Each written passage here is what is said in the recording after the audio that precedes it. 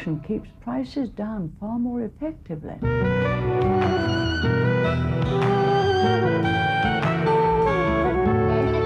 Comrade Karanja, His Excellency says you are unbalanced.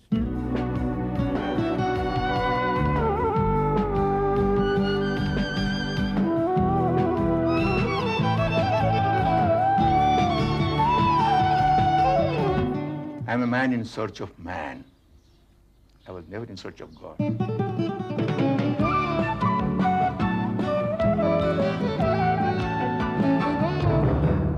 In conversation tonight, my guest is the Sarod maestro, Amjad Ali Khan.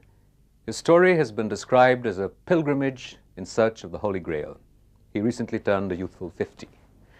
Amjad Bhai, this whole aspect of music and the quest for perfection in music as a pilgrimage, yes.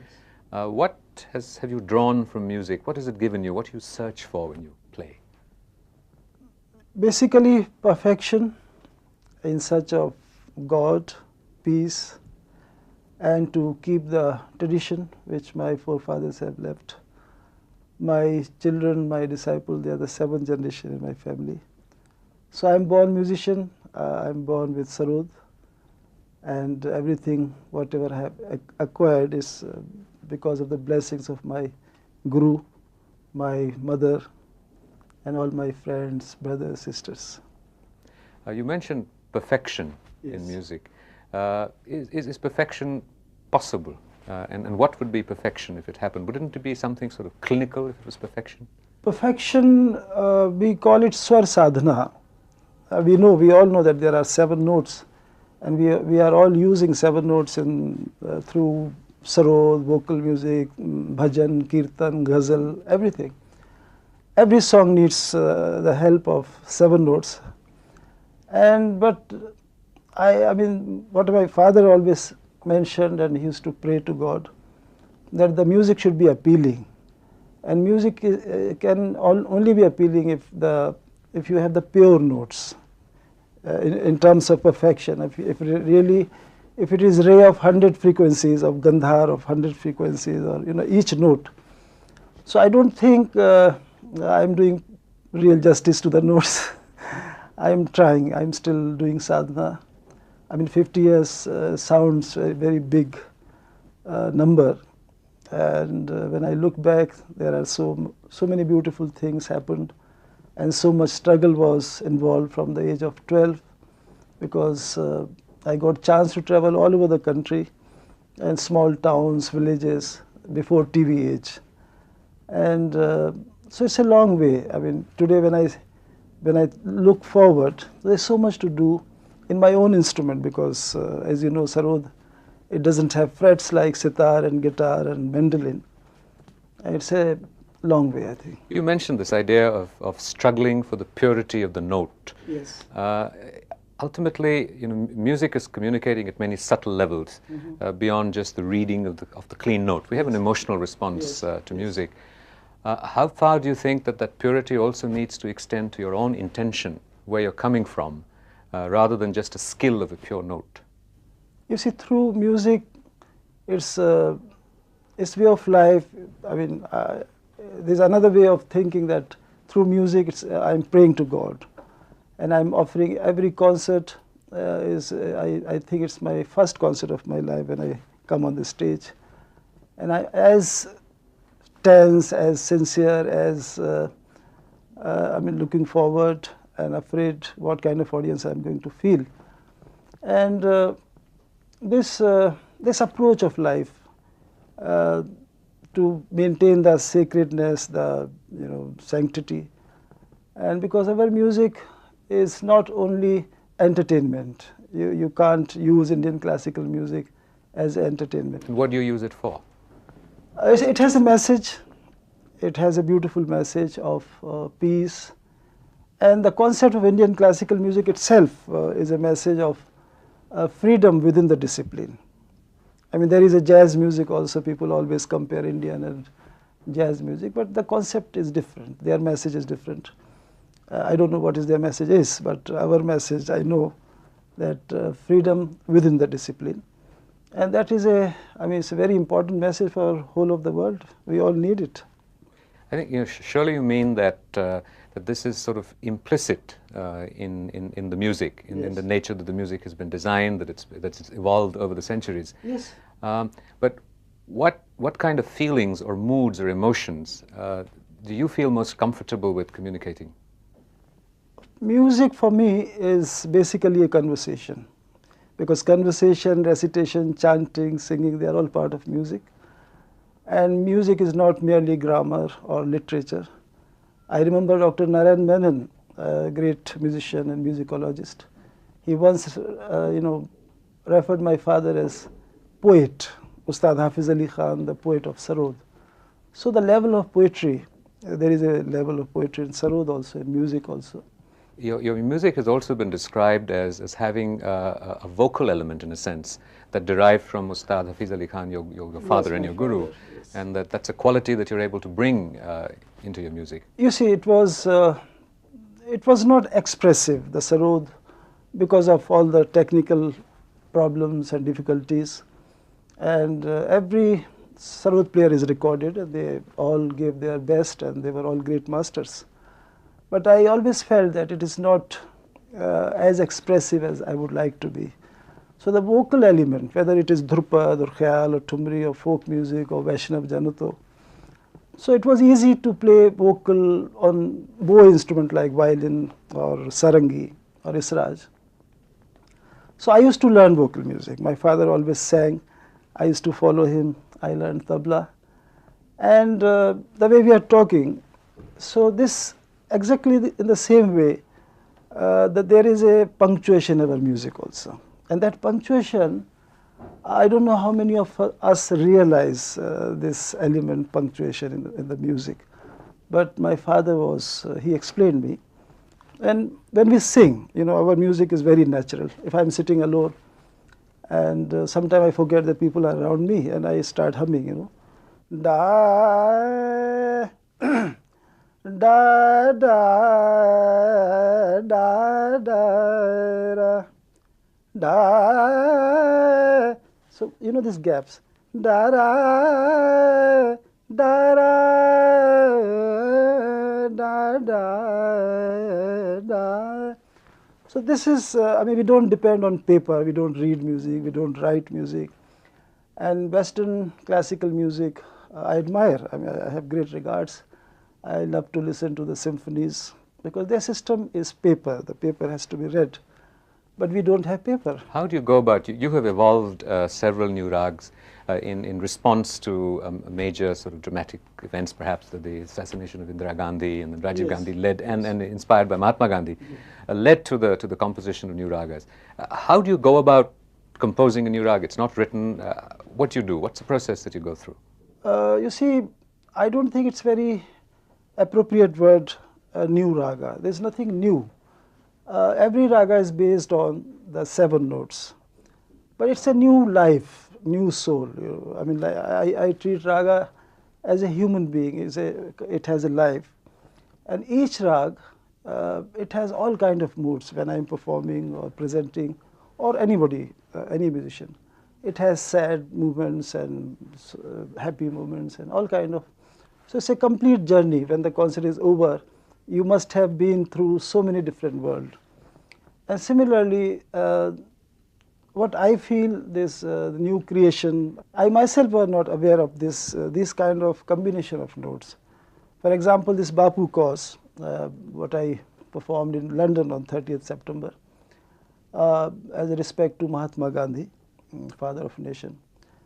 Da ra ra da da da da da ra, yeah, ra, ra, ma. So this is the basic structure, ascending and descending. For example, there is another rag, Lalita Dhwani, beautiful rag. I don't think I have composed. Somebody whispered in my ear, maybe my guru, and I claim that I have composed. And there's nothing new. It sounds very, very ancient. Ma da ni sa ni da ma ga ma re Da ni sa ma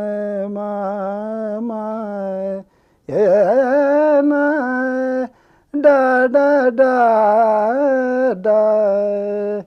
So I don't think we will have to invent some other word. How these ragas, I think they are already there in the cosmic, in the air. And you've discovered it. I've heard you sort of mention that music was like a prayer, the inspiration of God. What is God to you? You see, the surrenderness, you feel like surrendering yourself. I mean, people do yoga for concentration and meditation. I think if every human being, if you can really feel the notes, these 7 notes, sa re ga ma pa da ni sa, sa ni da pa ma ga, hurriedly I said, but each note with, patience and tolerance and in search of purity, in search of completeness and perfection. So this meditation, that is called sadhana. One day I hope I'm able to express everything, whatever is in my mind, through Sarod. Could you sort of share with us the process of preparing for a concert? What do you go through, say, that day? You have a concert this evening. What do you go through? I'm totally, I feel tense and I'm like a patient. I love to rest whole day, and I don't feel like going out. It's a commitment, you see. I mean, maybe other people have different. Are there any internal processes going on? Are you meditating, thinking, dreaming, praying, yes, practicing? Yes, you are right. I mean, I shouldn't be telling, sharing because these are very private things of life. But I feel the presence of God, and it's because only music, through the music only. And that the day of the concert is very important day of my life, and I adjust in my life in every way. I'm ready to adjust, and my wife is very cooperative. She's very helpful. My children, everybody, they really help me and to give my best. And the only freedom I have when I'm on the stage, nobody, guide me or suggest me, and I don't want anybody's suggestion also. So for that day, I'm alive. That stage and me, my sarod, my music, I'm totally free to give. Become the medium for the flow of. Yes, yes.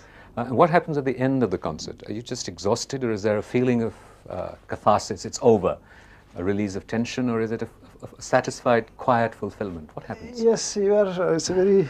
Nobody has a question like this, but you feel moved that perhaps my listeners have accepted whatever I tried to play or give them.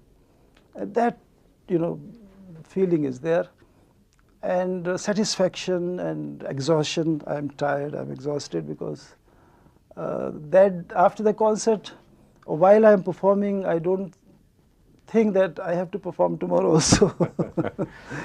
So that kind of, surrenderness and commitment, dedication to the stage, to the audience, and to the God, I think. Do you feel that you need the recognition or the response or the appreciation of the audience, of critics, of fellow musicians? Whose sort of appreciation or response matters to you the most? My own. Whether I'm satisfied or not. Sometimes, people say it was brilliant performance, but I feel that maybe I could have done better. That feeling is always there. And it happens other way also. I am more satisfied and people say, he was not in his best of mood. It happens, because after all, I'm not a machine. I think in creative field, especially in music or any creative field, nobody is bad. Everybody gives his best because knowingly you wouldn't like to give your best. So it is the destiny or your luck or fate that sometimes people say very good, sometimes say no, it wasn't good. But you have given your best. You've also mentioned a number of times in our conversation thus far the aspect of receiving blessings. Yes. Let's talk about the blessings from your father. Yes. There are two kinds of blessings. There is the blessing which is the grace, that Yes. comes from a guru and from a father. And blessings are also sort of more tangible insights and techniques and virtuosity that you may have inherited. So let's look at both of those. What do you think has been the inheritance from your father? You see, I was born in Gwalior, as you know, the house which still exists, about 300 years old. And my father was, he could have been my grandfather. The age difference was so much. And for him, everything was music. Even education. I mean, today everybody, bookish knowledge, people feel that is education. But for my father, education, music was the education, the culture, the tradition, the politeness, to be tolerant, to be patient, all these things. I never went to school in my life. You never went to a music school? Not even to school. I mean, till I was in Gwalior. Okay. So we came to Delhi in 1957. And then, people suggested my father that he must go to school because I learned something at home. And so I went to modern school in Delhi. And I was very fortunate to have my principal, Mr. M.N. Kapoor, and all the other staff of members, Mr. Vesves. And I was not I was not interested because there was nobody at home to help me in homework. I had to manage myself. And I tried as much as I could. And I also believe Principal Kapoor allowed you to go home in the afternoons and not play sports so that you would practice. Yes, because so that's a blessing too. It was a great blessing. And my father, because he always said that you must practice, you must respect the seniors, you must touch feet of the great masters and seniors. And these blessings, the process of receiving blessings, in search of blessing, that you must, just by playing good music means nothing. This is the way of life, how you address, how you behave, how you behave in front of your senior musicians. So all these things, that is called culture. Yeah, I mean, it's not so mechanical, it's not only technical. So this whole process, and someday you realize that people have accepted you, or otherwise you don't realize all your life. Did that happen to you sort of suddenly one day, or was it a gradual process? I mean, this 50th birthday has really, I mean, I'm really deeply touched and overwhelmed with the love and affection the whole my countrymen has given in so many ways, my students, disciples, wife, children. And all the more I have, I feel more responsible. And do you feel this is the time for another beginning? Yes, you're right. What kind of beginning? Where do you think post 50? All over again. I think there's so much to do. And there are so many ragas I have not performed, and I'm sure my listeners are looking forward to hear those ragas. And I hope to record. I have recorded, I mean, earlier I never used to record, but I am now recording CDs, cassettes. All my foreign concerts, they are also, live concerts are recorded. Just going back to this aspect of transmission, I think sort of in the 1990s, the Guru Shishya Parampara is, in a manner of speaking, under threat, because there is the feeling that that can be replaced with the classroom, and you don't really need the intimate interaction. You are, of course, training your two sons, and inevitably they will get the benefit of this kind of relationship. How do you rate the different techniques and strategies of teaching music and the practicality of it? You see, this Guru Shish Parampara, I mean, this is the old saying that people, they used to live with the Guru and serve the Guru like a sevak, servant. My relationship was with my father also was like that if he felt he'll kiss me, he'll embrace me. If I felt I couldn't do that because haan saab, ji saab, haan saab, I used to be like that. But my children, they are the children of this time, and they are very free with me. And I have got lots of students also, disciples. So we maintain this beautiful relationship of Guru Shishya. And I think this is the only way the music, this ancient art tradition can be kept alive. Institutions, they are also giving, they are also contributing something. They are making maybe good listeners, and they are making people to be able to serve in some, to teach in some school or colleges. But to be a performing artist, to face the world, I didn't know about my future. I decided to surrender myself to God. A long way, a darkness, you never know whether you are going to see light there or not. So that is the reality of this creative art. And that is why most of the sensible parents, they don't allow their daughter to marry a classical musician. How did you persuade your wife's parents? No, because she is an artist herself.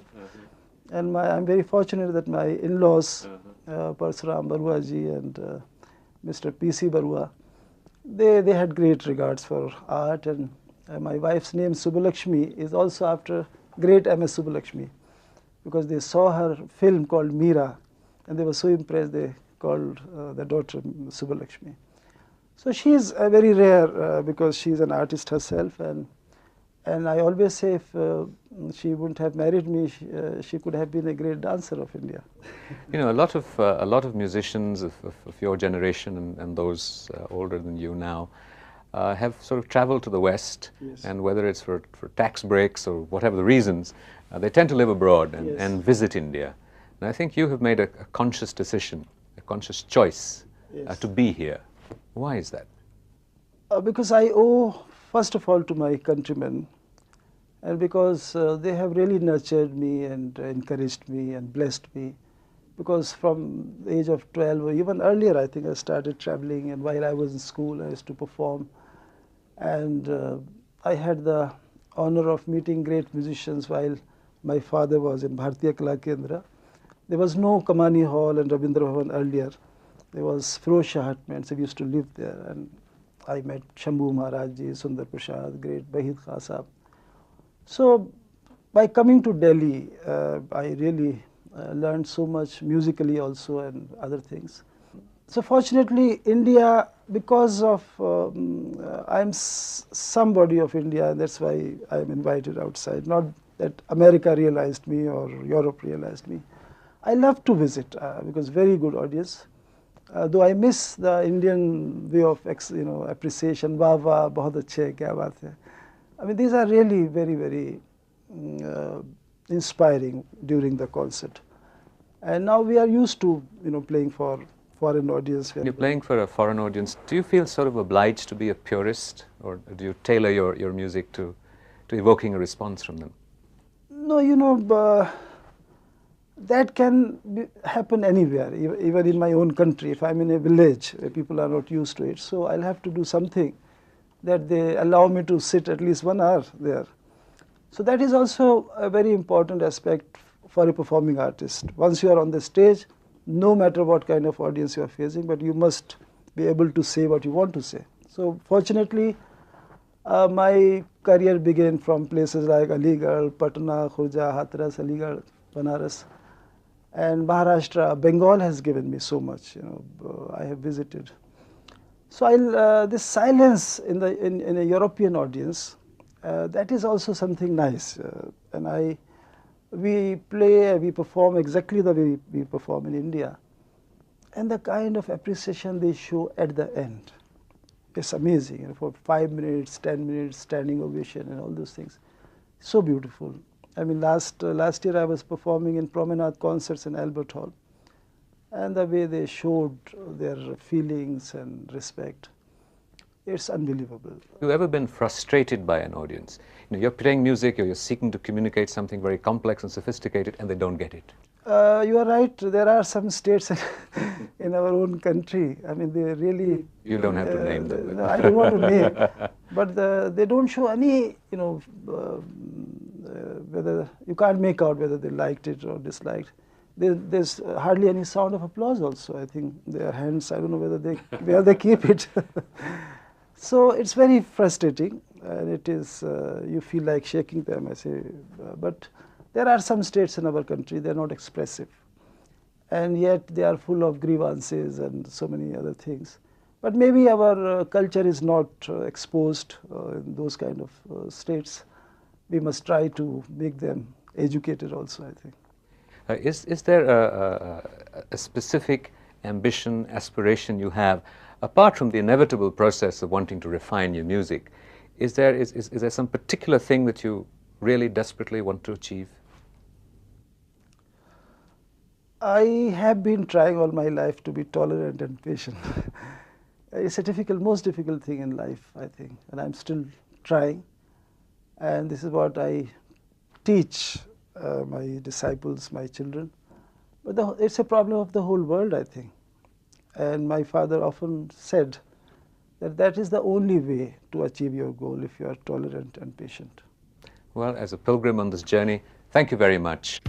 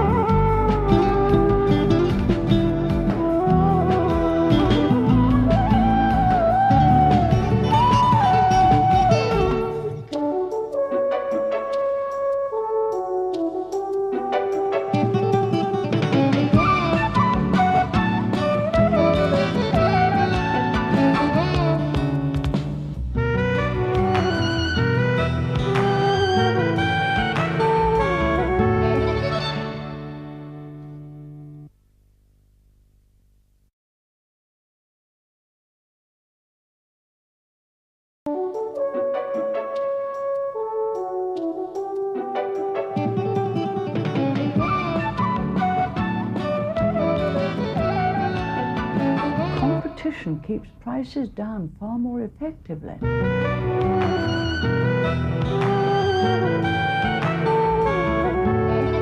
Comrade Karanja, His Excellency says you are unbalanced.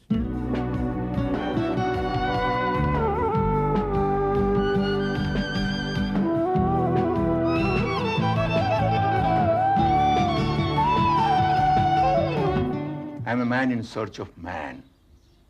I was never in search of God.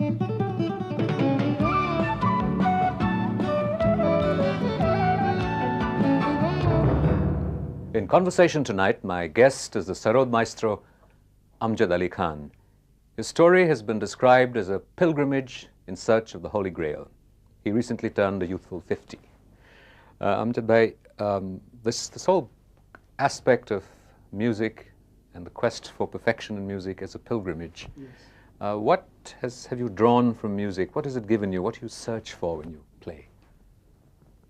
Basically, perfection in search of God, peace, and to keep the tradition which my forefathers have left. My children, my disciples, they are the 7th generation in my family.